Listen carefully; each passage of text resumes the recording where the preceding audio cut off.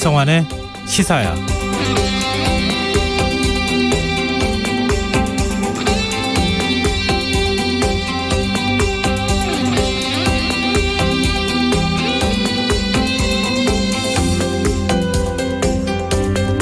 안녕하십니까. 시사평론가 김성환입니다.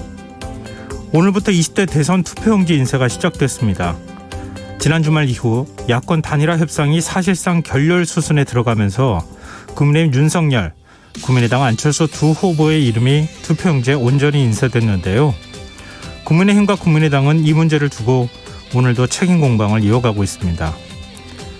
여야의 상황도 크게 다르진 않습니다. 대선 선거 전이 초접전 양상을 띠면서 민주당은 상대당 후보 배우자 관련 추가 의혹을 제기하고 있고, 국민의힘은 대장동 문건 보따리를 다시 들고 나왔는데요. 이런 상황 어떻게 봐야 할까요? 지난 주말 별세하신 시대의 지성이라 불린 이어령 전 장관의 시 정말 그럴 때가에는 이런 구절이 나옵니다. 그럴 때가 있을 겁니다. 어딜 가나 벽이고 무인도고 혼자라는 생각이 들 때가 있을 겁니다. 누가 괜찮니? 라고 말을 걸어도 금세 울음이 터질 것 같은 노엽고 외로울 때가 있을 겁니다. 그런 때에는 연필 한 자로 잘 깎아 글을 씁니다. 사소한 것들에 대하여, 어제보다 조금 더 자란 손톱에 대하여, 문득 발견한 묵은 흉태에 대하여, 떨어진 단추에 대하여. 대선이 아흘에 앞으로 다가왔지만 여전히 지지 후보를 정하지 못한 유권자들이 많은데요. 중도층 마음을 잡기 위해선 네거티브 공방이 아닌 국민들의 어려움에 귀 기울이는 일, 자칫 사소해 보일 수 있는 일상의 벽을 하나하나 찾아내고 그곳에 관심을 기울이는 일이 진정 필요하지 않겠습니까? 대선을 앞둔 정치권 움직임, 잠시 후 뉴스에서 자세히 살펴보겠습니다. 드라마 오징어 게임이 미국 배우 조합상에서 남녀 주연상을 비롯해 3관왕을 차지했다는 반가운 소식이 전해졌는데요. 더 깊이 있게 들여다보는 인터뷰 시간에서 전문가와 이야기 나눠보겠습니다. 여야의 시각으로 정치권의 움직임을 토론해보는 시간이죠. 여의도 인싸 코너도 마련되어 있으니까요. 계속해서 많은 관심 부탁드리겠습니다. 김성환의 시사에는 청취자 여러분들의 관심과 참여 기다립니다. 오늘도 평소처럼 방송 내용 관련 문자 주시고요. 경북 합천 산불과 관련해 상황 전해주시면 인근 지역에 계신 분들께 정보 공유해드리도록 하겠습니다. 참여하실 번호는 샵9730이고요. 짧은 문자는 50원, 긴 문자는 100원의 이용료가 부과됩니다. 콩 게시판을 통해서도 무료로 참여하실 수 있고요. 콩 어플리케이션과 KBS 라디오 유튜브 채널을 통해서도 저희 방송을 실시간으로 시청 또 참여하실 수 있습니다. KBS 라디오 김성환의 시사야. 그럼 지금 시작하겠습니다.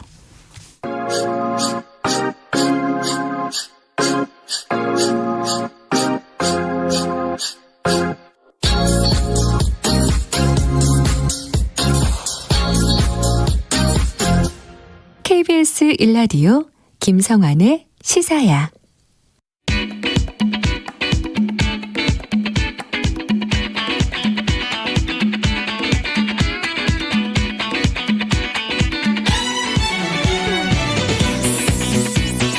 오늘 놓쳤던 뉴스 꼼꼼히 정리해드리는 뉴스할 시간입니다. 김민하 시사평론가 나와 계십니다. 안녕하세요. 안녕하세요. 네, 경남 합천 산불 소식도 좀 정리를 먼저 하고 넘어갔으면 좋겠어요. 오늘 낮에 불이 시작됐는데 지금 경북 고령까지 확산되고 있다는 소식이 전해졌어요. 그렇습니다. 오후 2시 8분께 합천군 율곡면 노양리 한 야산에서 이제 불이 났는데요. 정상 부근에서 이제 불길이 시작이 됐는데 남서풍을 타고 불길이 북동쪽으로 이동을 하면서 도 경계를 넘어서 인접한 경북 고령군 쌍림면 신촌리까지 확산이 됐다는 겁니다. 이 불이 번지면서 합천 주민 52명, 고령 주민 40명 등의 이제 90여 명이 대피를 했는데 현재까지 인명 피해는 다행히도 없는 것으로 일단 파악이 되고 있습니다. 네, 아무래도 밤이 되면 불을 끄기가 쉽지 않고 대응하기도 쉽지 않지 않습니까? 지금 어떤 상황이에요? 이 산림청 중앙산불대책방지본부는 오후 5시 반을 기해서 이 산불 3단계를 발령을 했는데요. 그러면 관할 기관뿐만 아니라 인적 기관 인력과 장비를 동원해서 진화하는 이 대응 단계가 시작이 되고요. 예상 피해 면적이 100헥타르 이상, 평균 풍속 이 초속 10m 이상일 때 발령이 됩니다. 네. 아울러 산불 재난 국가 위기 경보도 심각 단계에 지금 발령한 상황인데 야간에는 이 진압이 아무래도 어렵지 않겠습니까? 진화가 아무래도 어렵기 때문에 헬기가 뜨질 못하니까요. 그렇습니다. 예. 더군다나 여기 고압선이 있고 뭐 이래가지고 이 고압선에다가 물을 뿌려서 진화를 할 수는 없는 상황이기 때문에 야간에 이걸 확인하기 어려워서 지금 일단은 불이 확산하지 않는 데 주안점을 두고 이 밤에는 진압 이 작전을 하고 있다라고 지금 얘기를 하고 있습니다. 네, 더 밤사이에 피해가 좀 발생하지 않았으면 좋겠다 이런 생각 듭니다. 산불 관련 소식은 이어지는 2부 밤참 뉴스에서도 저희가 전해드리도록 하겠습니다. 러시아 우크라이나 침공 사태가 긴박하게 흘러가고 있는데요. 문재인 대통령이 오늘 인도적 지원을 지시했어요. 그렇습니다. 뭐 여기 오기 전에도 막 속보가 막 나오던데 네. 일단 오늘 오전에 청와대 참모회의에서 우크라이나에 대한 인도적 지원을 신속하게 강구하라. 문재인 대통령이 이렇게 지시를 했습니다. 러시아에 대한 국제제재에 동참하면서 제재로 인해 발생하는 문제에 대한 대응 방안을 확실하게 마련하라고도 당부를 했고요. 그리고 정부는 러시아에 대한 전략물자 수출을 차단하는 한편 러시아에 대한 국제은행 간 통신협회 결제망 배제에도 동참한다 밝혔는데 네. 이게 이제 스위프트 결제망 배제 네. 제재인 것이죠. 예. 그리고 이 전략물자 외에도 비전략물자지만 미국이 지금 독자적인 수출 통제 품목으로 정한 이 품목들이 있거든요. 반도체라든지 뭐 센서, 레이저, 뭐 그다음에 해양, 항공우주 등에 관련된 57개 품목에 대해서는 이건 이제 관계부처들이 조치 가능한 사항을 검토해서 조속히 이 내용을 확정하자라고 논의를 하고 있는데 왜냐하면 미국이 이 품목들에 대해서 역외 통제 규정을 적용을 하고 있습니다. 이 해외 직접 제품 규칙이라는 건데 제3국에서 생산된 제품이라도 미국 기술과 소프트웨어를 사용했다면 미국의 허가를 받아야 러시아로 수출이 가능하다라는 겁니다. 그래서 국내 기업들이 이러한 제품을 생산하고 있는데 러시아와 인근으로 수출을 하게 되면은 이 수출 건수마다 미국의 먼저 허가를 받아야 된다든지 이런 문제가 발생하거든요. 그래서 우리가 이와 같은 이 제재를 적용을 하면 이 미국의 허가를 받는 절차가 면제가 되기 때문에 이걸 미국하고 협의하겠다라는 게 정부의 이제 얘기입니다. 네. 좀 우리 기업들의 피해는 불가피할 것 같은데 정부에서 긴급 자금 지원에 나섰다 이런 소식까지 전해지고 있어서 더 많은 피해가 좀 발생하지 않았으면 좋겠다는 생각이 드네요. 그리고 우리 정부의 이런 조치에 대해서 주한 러시아 대사가 깊은 유감이다 이런 뜻을 밝혔어요. 이 안드레이 쿨릭 주한 러시아 대사가 한국 정부가 2014년 러시아의 크림반도 병합 이후에는 이 러시아에 대한 제재에 공식적으로 동참하지 않았느냐 이러면서 경제 제재를 얘기하는 거죠. 그렇습니다. 예. 지금 상황에 대한 깊은 유감을 표명을 했고요. 그리고 한국의 국익을 생각하면은 대러시아 제재에 동참할 이유가 없다. 그래서 이 한국이 제재를 하도록 하는 유일한 요소가 있다면 강력한 외부 영향이다라고 평가를 하기도 했습니다. 그러니까 여기서 외부 영향이라는 거는 미국의 어떤 네. 영향력 이런 걸 얘기를 하는 네. 것이죠. 그리고 한국이 이런 압력에 항복해서 제재에 동참을 했다면 이 한국과 러시아 양자 관계가 발전하는 추세가 바뀔 수 있다라는 경고성 발언도 했는데요. 이 가스, 철도, 전력 분야에서 추진되어 온 남북러의 삼각 협력 사업 이런 것들을 거론을 하면서 러시아에 가해진 경제 제재는 이 프로젝트 추진에 아무런 도움이 되지 않는 것이 명백하다라고 주장을 했습니다. 상당히 오만불손한 태도입니다. 그렇기도 하지만 이 말에 가시가 많이 들어있는 것 같네요. 지금 뭐 남북 관계가 좋아지면은 러시아를 통해서 유라시아 철도도 연결하고 뭐 여러 구상들이 나왔었잖아요. 그렇습니다.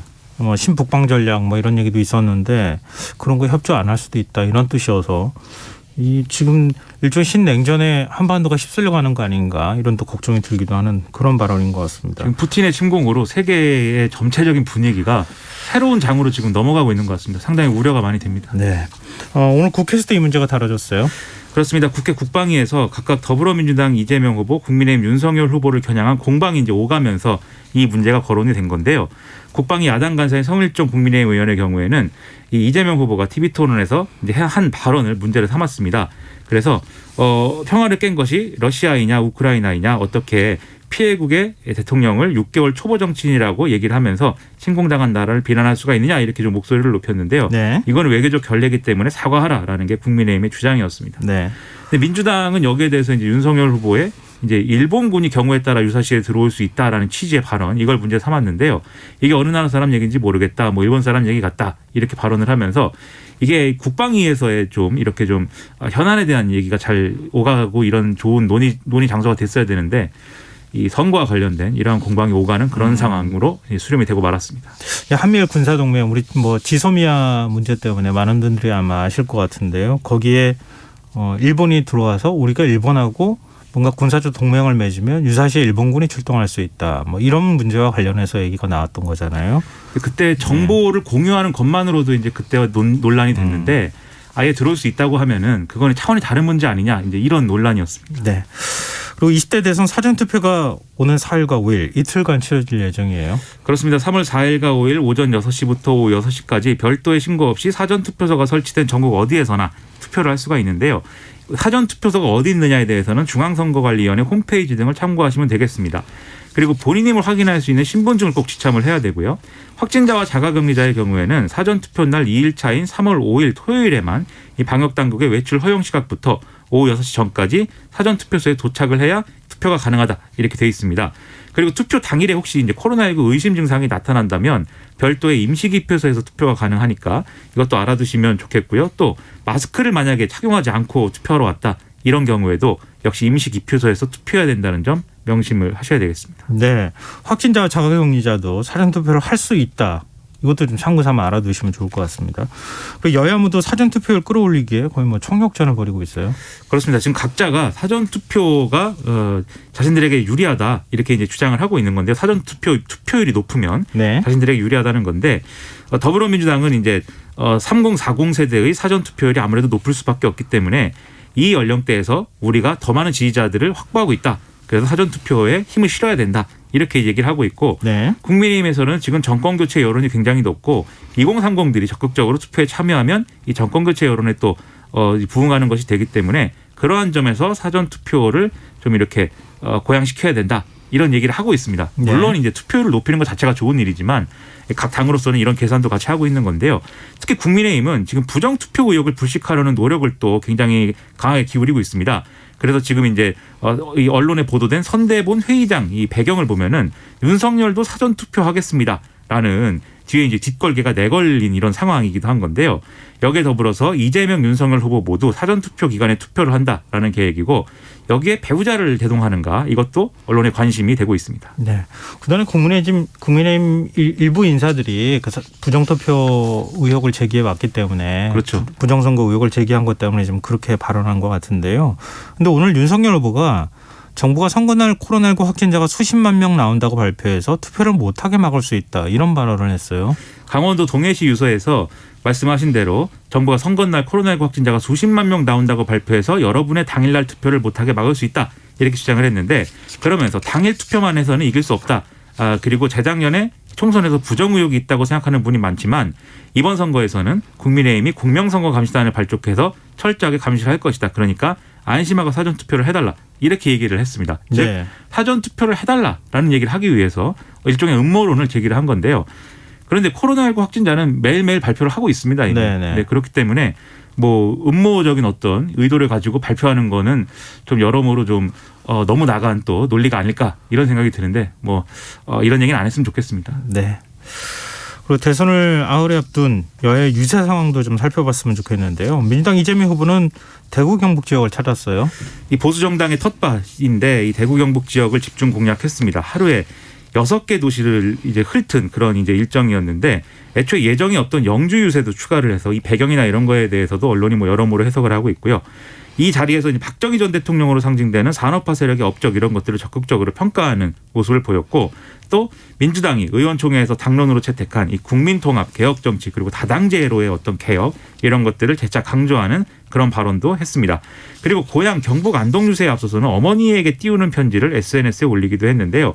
이 모친의 기일이 2주 뒤로 다가왔는데 안동에 들르고는 있지만 또 따로 이렇게 이 인사를 드리지 못하는 그런 상황인 것 같아서 가슴이 아프다라는 그런 내용이었습니다.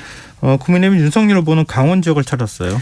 그렇습니다. 이 윤석열 후보도 동해, 강릉, 속초, 홍천, 춘천 등 5개 지역을 훑으면서 표심 공략에 나섰는데요. 윤석열 후보는 강원의 외손을 자처하고 있지 않습니까? 그래서 이런 연고를 적극 부각하면서 또 이 평검사 시절에 강릉지청에서 근무한 인연 이런 것들을 또 강조를 하고 있습니다. 또 눈여겨볼 만한 대목이 강원이 지역구인 핵심 참모들도 유세를 지원하면서 여러 가지 재미있는 발언이 나왔다는 건데요. 네. 예를 들면 권성동 의원의 경우에는 자신을 윤핵관 중에 윤핵관이라고 얘기를 하면서 자랑스럽다고 했습니다. 윤핵관 그동안에 이준석 대표가 많이 비판하지 않았어요? 그렇습니다. 그런데 그때는 이제 다들 윤핵관이 어딨냐 이렇게 얘기했는데 유세를 하니까 내가 윤핵관이다. 내가 윤석열 후보와 제일 가깝다. 이렇게 나름대로 충성 경쟁 같은 모습을 보이고 있습니다. 안철수 후보 측하고 협상을 벌인 당사자도 장제원 의원이다. 이른바 윤핵관이다. 그래서 또 그것도 좀 논란이 있기도 하던데. 윤핵관들이 많습니다. 네. 너무 많으면 좋은 거죠. 그렇죠. 너무 적어서 문제죠. 저는 없습니다. 김핵관이 없어요. 네. 김민하 평론가는 김핵관입니다. 자, 김성환의 핵관. 네. 국민의당 안철수 후보 호남을 찾았어요. 그렇습니다. 국민의당 안철수 후보는 이 호남에서 이틀째 유세를 진행하면서 자력으로 선거를 완주하겠다 이 의지를 강력히 피력을 했는데요. 특히 김미경 교수가 지지자에게 완주하겠습니다. 반드시 완주하겠습니다. 이렇게 얘기를 하니까 안철수 후보가 저희 둘 다 마라톤 풀코스 3번 완주했다라면서 맞장구를 치는 이런 모습들이 언론에 많이 보도가 됐습니다. 특히 단일화 협상의 결렬의 어떤 책임론 이런 것들을 국민의힘이 제기하고 있는 상황에서 이 공세를 방어를 하면서 나는 도덕적이고 능력 있다라는 점을 강조하는 그런 모습이 강조됐습니다. 네, 정의당 심상정 후보도 강원 지역을 찾았네요. 그렇습니다. 강릉, 춘천을 잇따라 찾았는데요. 지난 35년간 양당이 아니면 그 어떤 세력도 정권을 잡을 수 없었다는 것은 독재 아니냐. 양당 후보에게 뭘 주면 독점이 더 강화될 뿐이다. 다당제와 연합정치 불가능하게 될 거다. 이렇게 주장을 했고요. 강원도의 비정규직 노동자들이 17개 시도 중에 비율이 가장 높다라면서 이 불평등을 근본적으로 해소하고 이 소수자들을 위한 그러한 정치를 하겠다라고 강조를 했습니다. 네, 저 우크라이나 사태와 관련해서 조성규 님이 의견 주셨는데요. 국제적으로 굉장히 중요한 시점 같습니다. 다자 중심의 국제관계에서 친미, 친일, 친중, 친러하지 않고 철저하게 국익을 중심에 둔 균형 잡힌 외교력 발휘가 절실한 시점입니다. 이렇게 또 의견 주셨고요. 또 6616님께서 합천인데 우리 시골이 인접해 있어서 걱정이 많이 됩니다. 지금 산불과 관련해서 이 계절이 겨울이라 걱정이 더해지네요. 이런 의견 또 보내주셨습니다. 합천 산불과 관련해서도 계속 저희한테 의견 보내주십시오. 저희가 상황 공유하도록 하겠습니다. 네, 오늘 뉴스 여기까지 하겠습니다. 지금까지 김민하 시사평론가였습니다. 고맙습니다. 고맙습니다.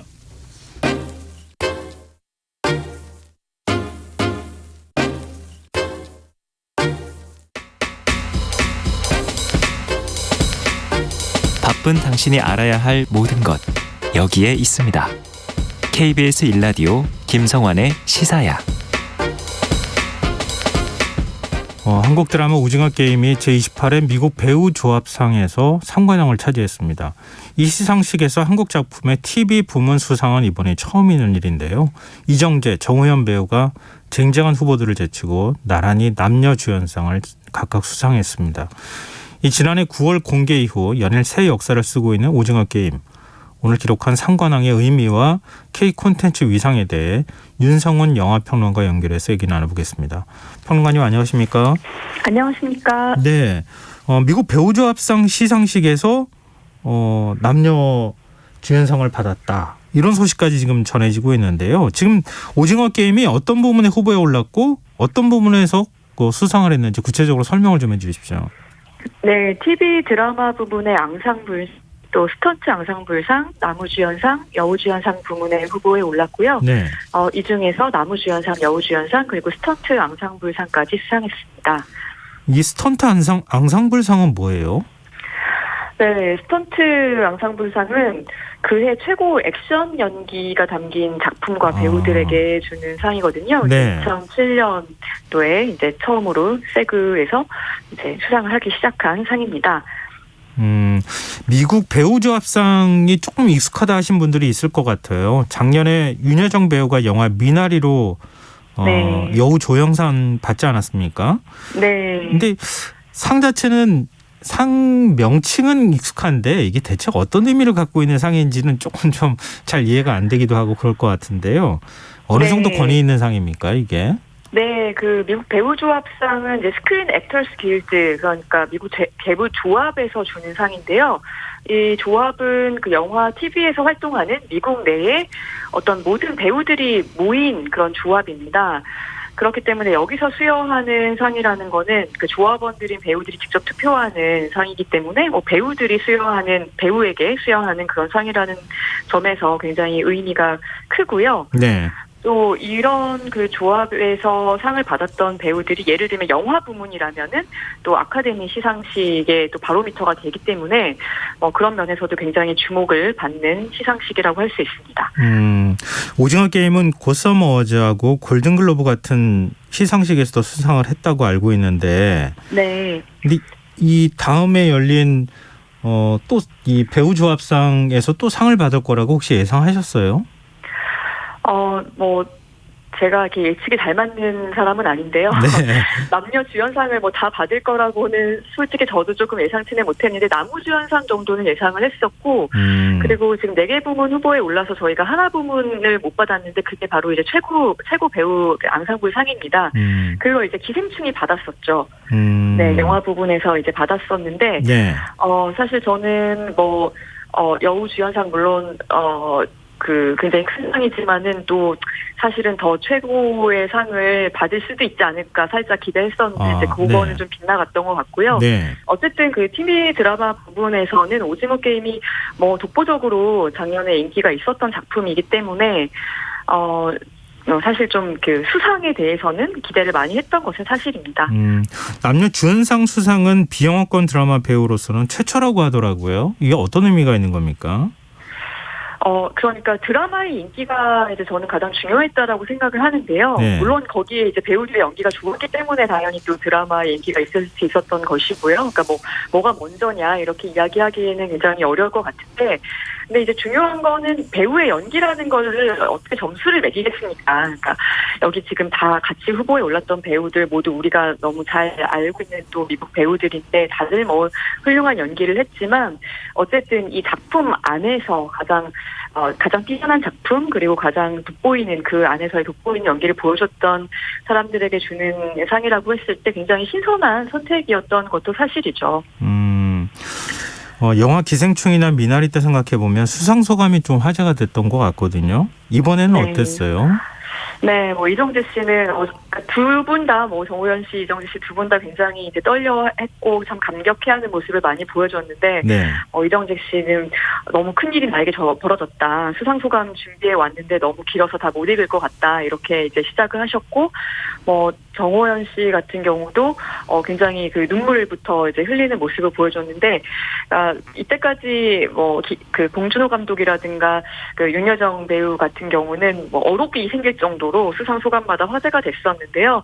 뭐 이제 두 분의 그 수상 소감은 뭐 어록이 되기보다는 참 그 아시아계 배우가 그 남우주연상, 여우주연상을 받으면서 또 그 무대에 올라가서 감격해하고 감사해하고 또 이제 동료들과 기쁨을 나누는 그런 모습 자체가 상당히 감동이 있었던 것 같습니다. 근데 기생충이나 미나리는 영화잖아요. 근데 네. 오징어 게임은 넷플릭스 드라마로 그 공개가 됐던 거고요. 네. 근데 이런 넷플릭스 드라마가 세계 1위를 차지한 것을 넘어서 시상식을 휩쓰는 것, 그 이유 어디에 있다고 보십니까?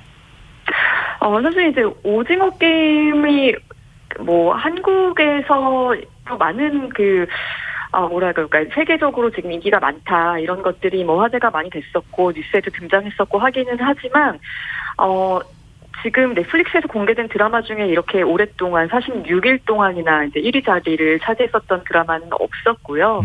뭐 작년에 이제 뭐 할로윈의 주인공은 오징어 게임이었다고 해도 과언이 아니죠.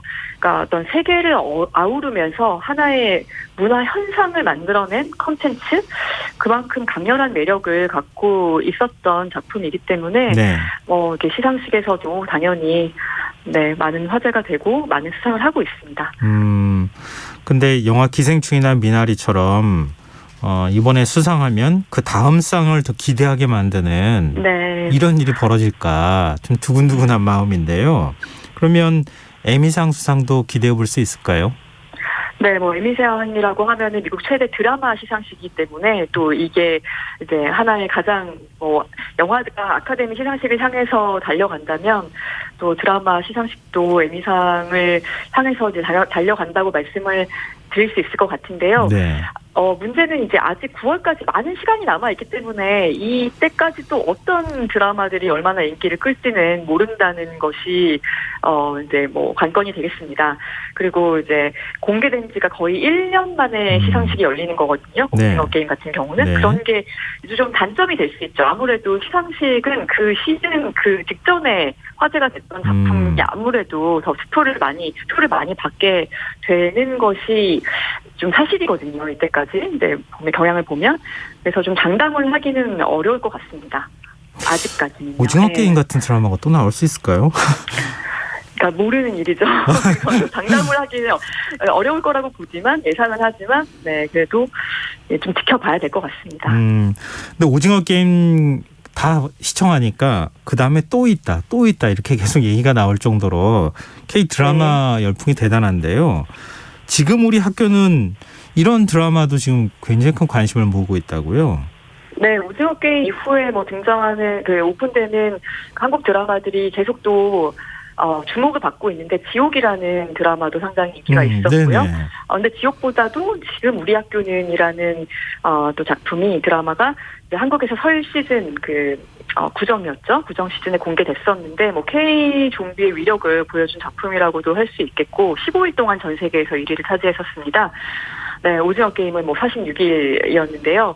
뭐 이런 정도로 지금 또 동남아권에서는 아직까지도 많은 나라에서 이렇게 높은 순위를 또 차지하고 있습니다. 계속 뭐 어떤 K 콘텐츠의 위상을 계속 이제 이어가고 있다고 보실 수가 있겠죠. 근데 또 이 한국인으로서 이런 생각도 들어요. 우리 K 콘텐츠가 대단하다는 건 알았지만 이 정도였나? 우리 스스로가 네. 새삼 놀라기도 하거든요. 지금 K 콘텐츠의 미래, 평론가님은 어떻게 내다보고 계세요?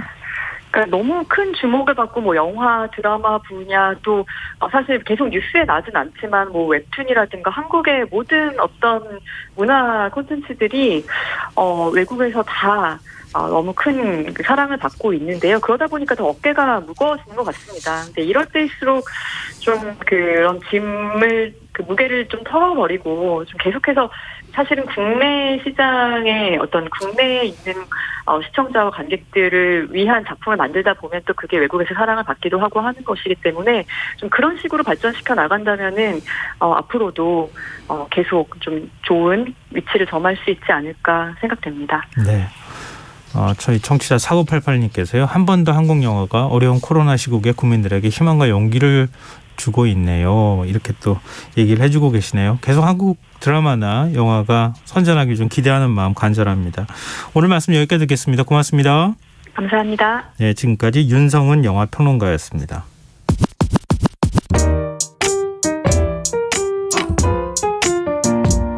김성환의 시사야는 청취자 여러분의 참여를 기다립니다.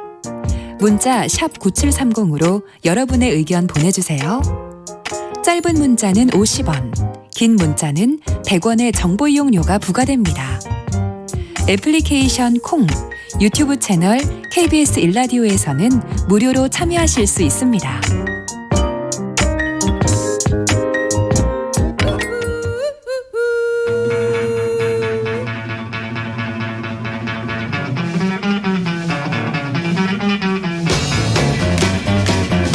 정치인의 눈으로 여의도 국회 움직임을 통찰력 있게 꿰뚫어보는 시간입니다. 여의도 인사이트, 줄여서 여의도 인사인데요.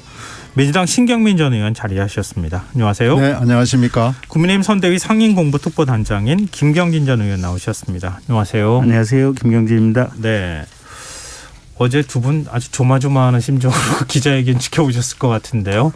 국민의힘 윤석열 후보가 오후 1시였었나요? 네, 기자회견 예고했다. 1시 예고를 오전에 해가지고 야 이게 뭐냐 그리고 단일화 되는 거 아닌가 네. 이렇게 또 생각하는 분들도 있었고 내부적으로는 다 알고 있긴 하셨어요. 어떤 기자회견 하는지. 진짜 저 같은 경우는 눈치는 챘죠. 느낌적 느낌으로. 근데 어쨌든 뭐 그렇게 놀라운 상황은 아닌 것 같은데요. 아 그러세요? 저는 그러니까 오히려 최근에 이제 민주당에서 안철수 후보 쪽에 어떻게 보면 단일화 그걸 이제 통합정부라든지 무슨 뭐 정치통합이다 이제 이렇게 포장을 하지만 네네.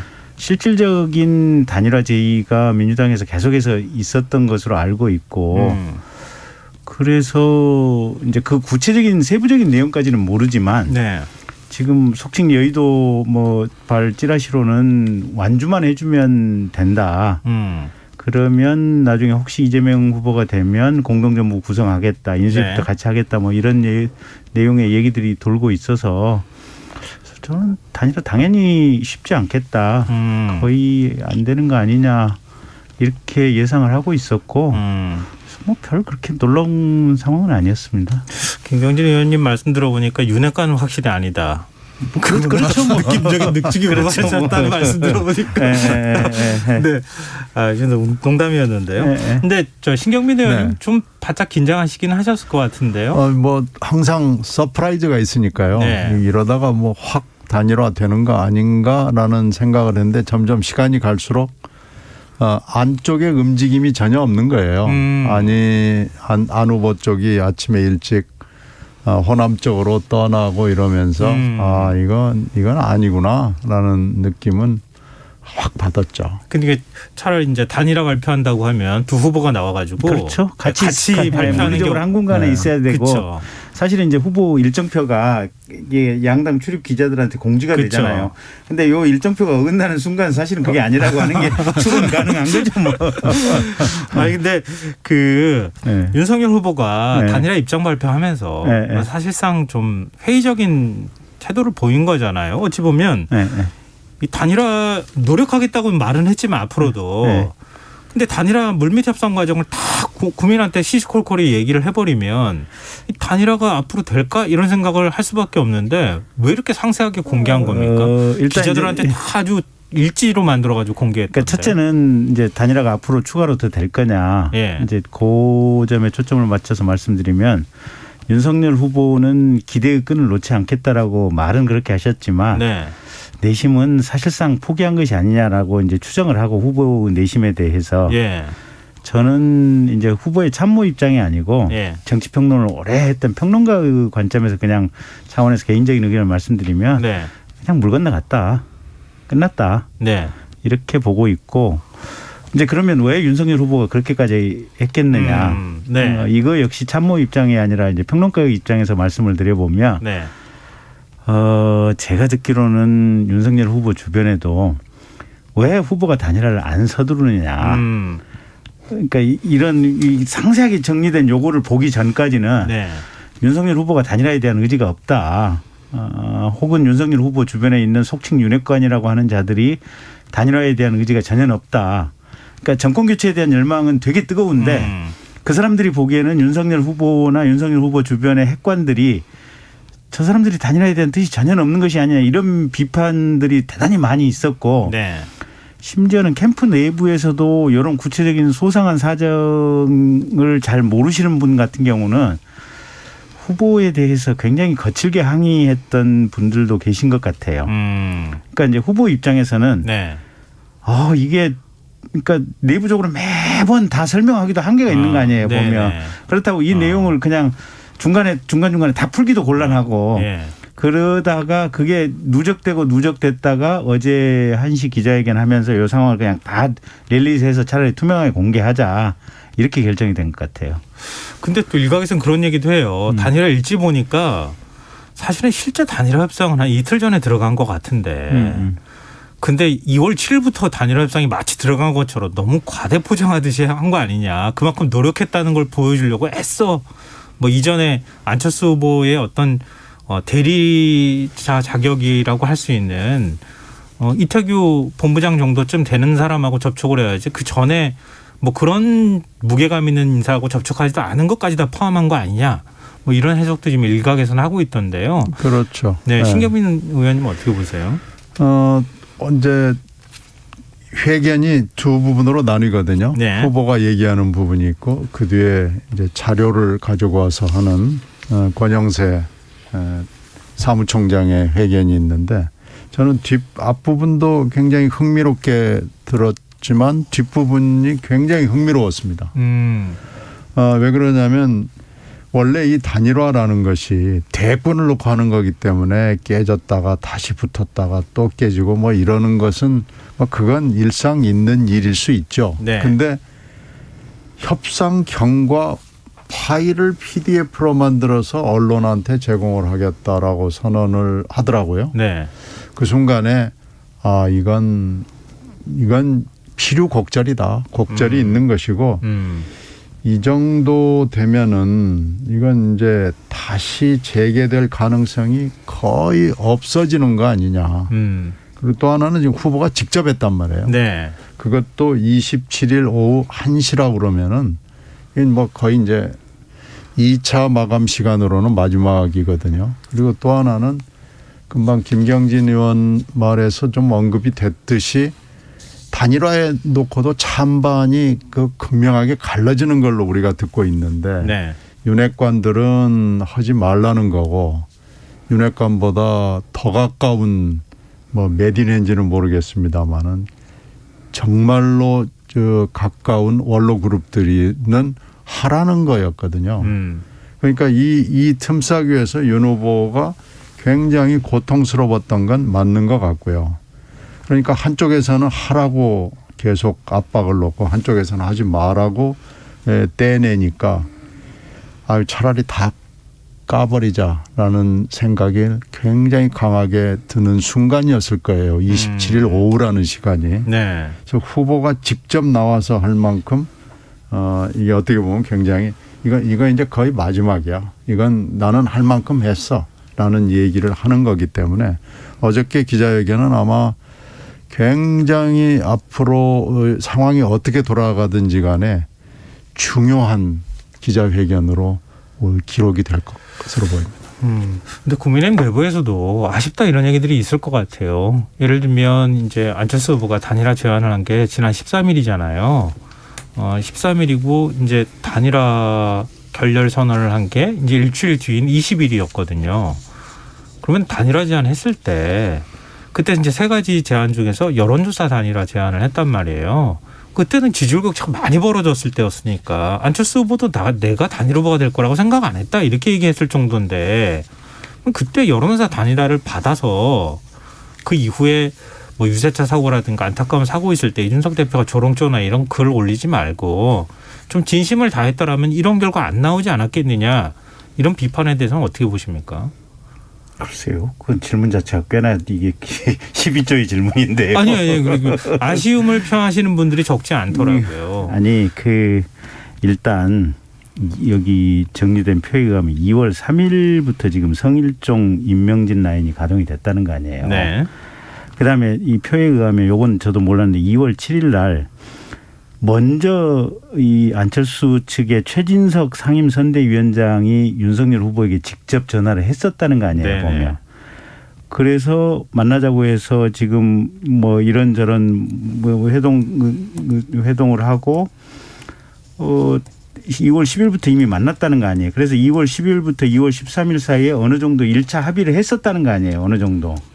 근데 2월 13일 날 갑자기 안철수가 뚝 하고 그냥 스톱을 시키더니 본인이 공개 단일화 제안을 공개적으로 하면서 여론조사 방식으로 하자. 네. 지금 이 얘기가 갑자기 나왔다는 거 아니에요. 근데 지금 국민의당 쪽에서는 들어보셔요. 예, 임명진 목사나 전혀 얘기된 게 없었다고 얘기하고 아니 있거든요. 임명진 목사 방금 지금 기사 올라왔는데 여러 가지 태도나 자세로 봐서 네. 안철수 후보가 단일화에 대한 의지가 없는 것 같으니 네. 지지를 철회한다라고 하는 어떤 기사가 중앙일보나 뭐 몇 군데 올라왔더라고요. 네. 근데 어쨌든 그렇고 네. 그다음에 2월 13일 날 그래서 안철수 후보가 그렇게 얘기를 했다가 뭐 몇 가지 우여곡절이 있다가 2월 20일 날 보면 안철수 후보가 다시 그냥 더 이상 단일화에 대한 제안을 철회한다. 이렇게 지금 끄는 거 아니에요. 네네. 그러면 기자들 앞에서 국민들 앞에서 대통령 후보가 그렇게 얘기했으면 사실은 끊겨야 되는 거 아니에요. 근데 그리고 나서도 또 선대본부장인 이태규 본부장이 나와가지고 장제원 의원하고 이런저런 얘기를 계속해서 해요. 보면 네네. 공동정부 운영을 네. 어떻게 하겠다. 인수위 운영을 어떻게 하겠다. 그다음에 안철수 후보가 주장했던 과학기술 뭐에 대한 걸 어떻게 하겠다. 근데 그게 분명한 거는 최소한 여기서 단일화 그 무슨 여론조사 방식의 단일화에 대한 얘기가 2월 20일 이후에 장제원 이태규 사이에 있었던 건 전혀 아닌 것 같아요. 보면. 그러니까 당연히 윤석열 후보로 가는 것을 전제로 해서 윤석열 후보가 당선됐을 때 인수위라든지 공동정부 구성 그다음에 이 공동정부 구성의 네네. 철학이나 방향성 이 얘기만 계속해서 했던 것 같아요. 예. 그러면 안철수 후보 입장에서는 2월 20일 이후에 이게 마음에 안 들었다. 그러니까 자기가 지금 밖으로 밝힌 내용하고 다른 거 아니에요. 여론조사 방식의 단일화도 2월 20일 전까지만 유효했는데 네. 그것조차도 포함해서 아예 단일화를 안 하겠다라고 안철수 후보는 공개적으로 얘기를 한 거 아니에요. 예. 그래 놓고 물밑에서는 여론조사 방식하고 상관없이 계속해서 공동정부 운영에 대한 얘기만 지금 대리인이라고 했던 거 아니에요. 네네네. 그러면 안철수 후보는 이거를 이태규 후보한테 에브리데이 보고를 안 받았을까요? 에브리데이 상황 보고를 안 받았을까요? 그러면 상황 보고를 안 받았다고 하는 것은 통상 상상하기 어려워요. 그럼 안철수 후보는 이태규 의원한테 에브리데이 상황 보고를 받으면서 내일은 이렇게 해보시오 이렇게 서로 의논한 상태에서 이태규 의원이 계속해서 나왔을 거예요. 네네. 그래서 어느 정도 합의 초안이 된 상태인데 갑자기 그냥 또 그걸 뒤집어 엎었다는 거 아니에요 보면. 그게 어제 새벽까지 일이라는 거 아니에요. 네네. 그래서 윤석열 후보는 도저히 기다리다 안 돼서 지금 어제 1시에 기자회견을 했다는 거고 그래서 그 상황만 국민들께서 아시면 될 것 같고요. 이걸 누가 잘했냐 누가 성의 있게 했어야 됐니 이런 얘기는 다 불필요하다. 다 불필요하다. 그래서 지난번 TV토론 때 금요일 날 TV토론 했잖아요. 심상정 의원이 단일화 질문을 했었을 때 임나 단일화 결렬선언 했다. 이렇게 아니 그러니까 그렇게 얘기를 했으면 그 다음에 이태규가 나가는 걸 가지고 야 씨야 내가 공개적으로 국민들 앞에서 단일화 결렬됐다고 얘기를 했는데 네가 가서 왜 만나? 왜 만나느냐? 당연히 꺼내야지. 너 선거본부장인데 후보의 뜻을 반해서 그건 뭐냐면 안철수 후보가 국민 앞에서는 이렇게 얘기하고 물밑에서는 이렇게 얘기하는 국민 앞에서 그렇게 얘기를 했으면 안 돼요. 이태규를 보내고 얘기를 보고를 받는 상황이라면 그 여러 가지 복합적인 고려할 게 있습니다. 이 정도로 애매하게 얘기를 한다면 그거는 양해해 줄 수 있는 범위지만 끝났다고 국민들 앞에서 명확하게 얘기를 하면서 물밑에서는 이걸 한다. 이건 뭐야 그러면? 그것도 이중적인 태도다. 이렇게 언론에서 비판받고 뭐 굳이 있더라고요. 이중적인 태도라고 제가 표현은 안 하겠지만 도대체 당신은 뭡니까? 뭐 그런 얘기죠. 네. 임명주 목사님은 저희하고도 인터뷰하신 적이 있어요. 난 단일화를 위해서 지금 국민의 당 쪽에 가는 거다. 이렇게 얘기까지 했었는데 단일화 결렬되니까 안철수 후보 지지 처리하겠다. 이렇게 결과적으로 이렇게 발표를 하는 일도 있었는데요. 그래서 뭐 전반적으로 보면은 13일하고 20일 안 후보의 여러 가지 공개적으로 한 것이 협상 전략이라면 모르죠. 만약에 그게 진짜 뭔가를 얻어내기 위한 협상 전략이라면 그래, 그럴 수 있겠다 그러는데 그렇지 않다 그러면은 표리가 부동하다는 비난을 피할 길이 없습니다. 그래서 이런 점으로 봤을 때는 안 후보가 도대체 안 후보의 진심이 무엇이냐, 진위가 무엇이냐라는 데 대해서 사람들이 굉장히 궁금하게 생각하죠. 아니 그러니까 그 지금 이제 김경진 의원님께서 아까 말씀하셨지만. 안 한다고 했는데 또 만난 걸 보니까 앞으로 또 만나는 거 아닌가 이렇게 생각하시는 분들이 제가 이 얘기만 해드릴게요. 어느 한순간에 사람들이 구름대처럼 옆에 있다가 시간이 지나고 나서 사람이 몇 명밖에 안 남은 썰렁한 상황이라면 다 그에 합당한 이유가 있어요. 우리가 그런 얘기를 방송에서 세세하게 얘기할 수는 없어서 그렇지 얘기를 하는 게 또 과연 그게 적합한가라는 생각이 있어서 그렇지 하여튼 듣는 시청자께서 알아서 판단하시기 바랍니다. 굉장히 의미심장한 말씀해 주셨어요. 뭐라고 더 얘기할 수는 없어요. 표정을 보면서 저는 좀 읽었는데 청취자분들께서 표정을 보지 못하셔가지고 안철수 후보 쪽 가까이 계셨던 경험이 반영된 말씀으로 좀 이해가 되는데요. 문제는 이거예요. 또 한 가지 하나 드릴 수 있는 거예요. 모든 사람이 이구동성으로 똑같은 얘기를 하면 그냥 그 얘기가 맞을 확률이 커요. 더 이상 얘기는 안 말씀으로 이해하겠습니다. 어쨌든 신경빈 의원님은 지금 이재명 후보는 계속 이제 그 러브콜을 보내고 있는 거나 다름이 없잖아요. 뭐 일요일 날 의총까지 해서 성의 표시를 했으니까요. 지금 민주당으로서 보여줄 수 있는 성의 표시는 최대한 한 거 아닌가 생각이 돼서 완주가 된다 아니면은 이재명 후보와 단일화까지는 아니지만 비슷한 모습을 갖춘다.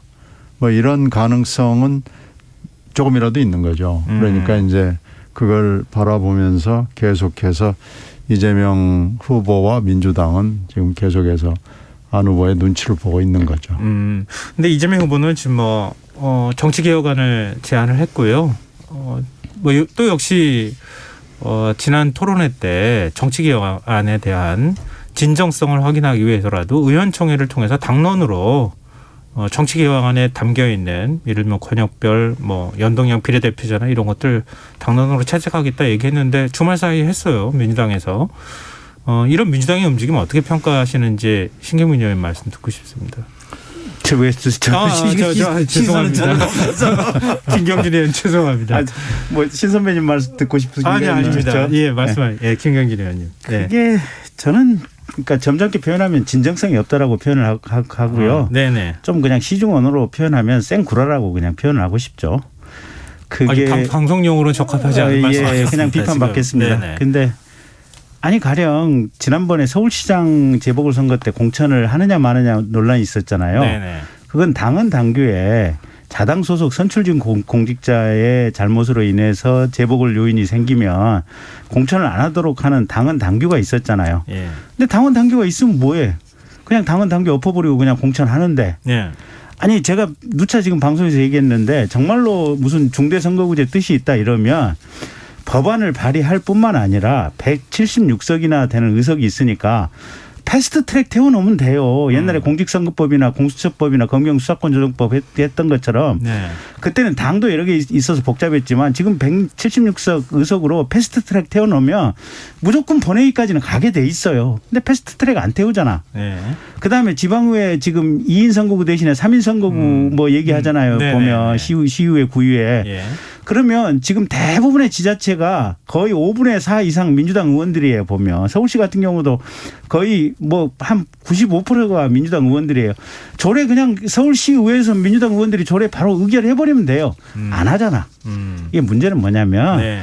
말은 그럴듯하게 해놓고 실제 실행 의지는 하나도 없다. 저 지금 당론으로 의결했던 게 5년 전에 문재인 대선 때 똑같이 나왔던 얘기예요. 5년 후에 그냥 다시 재탕이야 보면. 네. 그래서 점잖게 표현하면 진정성이 없는 거고 거칠게 표현하면 쌩구라다. 그냥 이렇게 방송 부적합 용어를 자꾸 사용하셔가지고 예. 그래서 저희가 좀 곤란한데요. 네. 언어 순화를 좀 해주셨으면 좋겠습니다. 신경민 의원님 혹시 말씀하실 거 있으면 하시고 넘어가겠습니다. 지금 크게 얘기해서 세 가지예요. 책임 총리제하고 연동형 비례대표제 플러스 비례 의석을 100석 정도로 늘리겠다. 그리고 세 번째는 지방선거에서 3인 선거구제를 하겠다 그러는데요. 김경진 의원 얘기대로 3인 선거구제는 선거구 획정위원회에서 각 시도 의회에서 하면 됩니다. 그리고 지금 17개 광역의회 중에서 15개인가요? 15개가 민주당이 다수거든요.